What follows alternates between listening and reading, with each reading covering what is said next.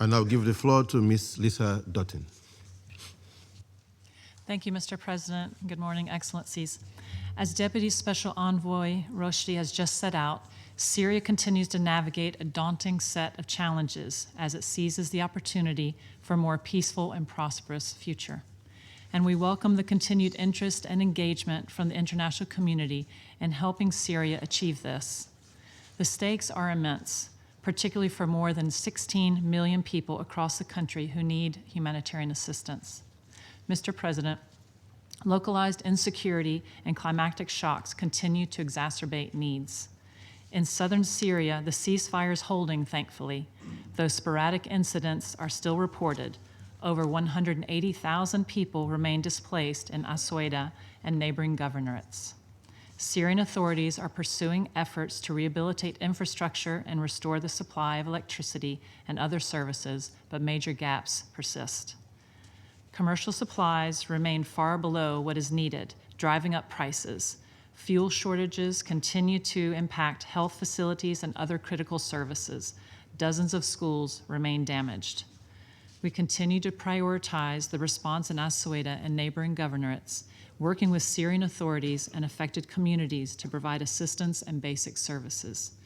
We've reached 357,000 people per month, sending over 1,300 aid trucks and working with a range of partners, including 25 national NGOs. Further north, the main road linking Homs and Raqqa continues to experience intermittent closures. OCHA, in close coordination with Syrian authorities, is actively facilitating the movement of humanitarian assistance through this corridor. Meanwhile, explosive remnants of war continue to endanger people across the country. Last week alone, 6 people, including 1 child, were killed and 11 more were injured across 6 governorates.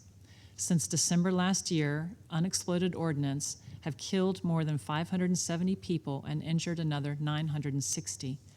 Most incidents have taken place in agricultural land, further disrupting livelihoods.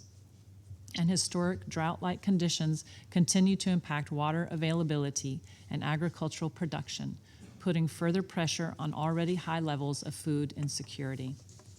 Mr. President, despite the enormous needs, this remains a hopeful time for millions of Syrians, as reflected in the growing number of people choosing to return to their homes.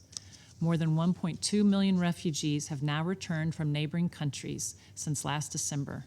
More than 1.9 million people who were displaced internally have also returned. But these people still need support to reestablish their lives, including in the intermediate term, humanitarian aid. In interviews with UNHCR, 70% of returning refugees say they face food shortages.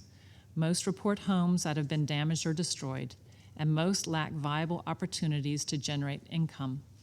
Many still need civil documentation to help reestablish their lives. Widespread property damage is concerning as winter approaches, with many families forced to stay in partially destroyed homes or temporary shelters. As people return, more than 400 camps and other sites hosting displaced people in northern Syria have been closed, another marker of progress. But more than 1.2 million people, 3/4 of them women and children, continue to shelter in such sites. Mr. President, the UN and our partners continue to reach 3.4 million people on average each month across Syria, 24% more than the same period last year, despite lower funding, thanks to improved access and operational conditions. Across the country, we're working to advance projects that support recovery in collaboration with national and local authorities. With support from the OCHA-managed Syrian Humanitarian Fund, UNICEF worked with the ICRC and the Syrian Arab Red Crescent and water authorities in Aleppo to rehabilitate the Ain al-Baida water station, which now provides clean water for 250,000 people. We're also working with relevant ministries and other partners to vaccinate children, expand nutrition services, strengthen national preparedness, and conduct a first nationwide multi-sector needs assessment. In addition, we continue to bring in substantial assistance from Turkey, with over 3,170 trucks using this route so far this year. We're working with our partners and authorities in Syria and Turkey to transition to standard commercial-based arrangements for this route. another indicator of progress in the normalization of Syria's operating environment. Mr. President, in Syria today, we have the opportunity to get much more aid to those who need it. We also see a viable path towards recovery and development support that would reduce reliance on emergency assistance. But we need three key things from the international community. First, continued engagement to de-escalate ongoing flashpoints and prevent new violence. This is critical, in the first instance, to deliver on the promise of improved safety and protection, especially for children, women, and other vulnerable groups.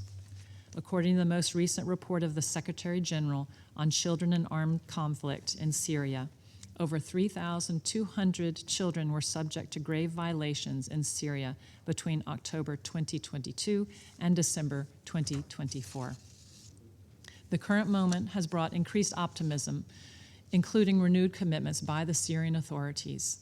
But sustained peace is needed to consolidate these gains and to let displaced children return to their homes.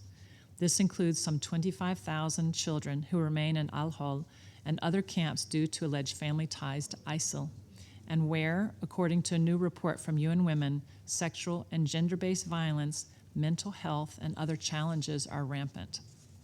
Second, we need more funding for humanitarian operations. With just over a month left in the year, our Syria appeal is only 26% funded, leading to continued gaps and reductions in critical assistance. Our partners are currently seeking to assist 2 million vulnerable people with winter supplies, including heating, fuel, and stoves, winter clothing, blankets, and other household items, but just 12% of the funding has been mobilized. In recent months, according to WHO, more than 360 health facilities have suspended or reduced services due to funding cuts, affecting more than 7 million people. Third, we need concrete, targeted, and large-scale investment in development and reconstruction. The people of Syria do not want to rely on emergency aid. Reconstruction needs are enormous, but recent developments provide a path forward, including continued steps to ease sanctions and sustained interest from partners in the region and beyond to invest in Syria. But this requires concrete and sustained attention to unlock resources, including from the private sector, development investments, and climate finance. The international community must act decisively to translate this opportunity into concrete support. Thank you. I thank Ms. Doughten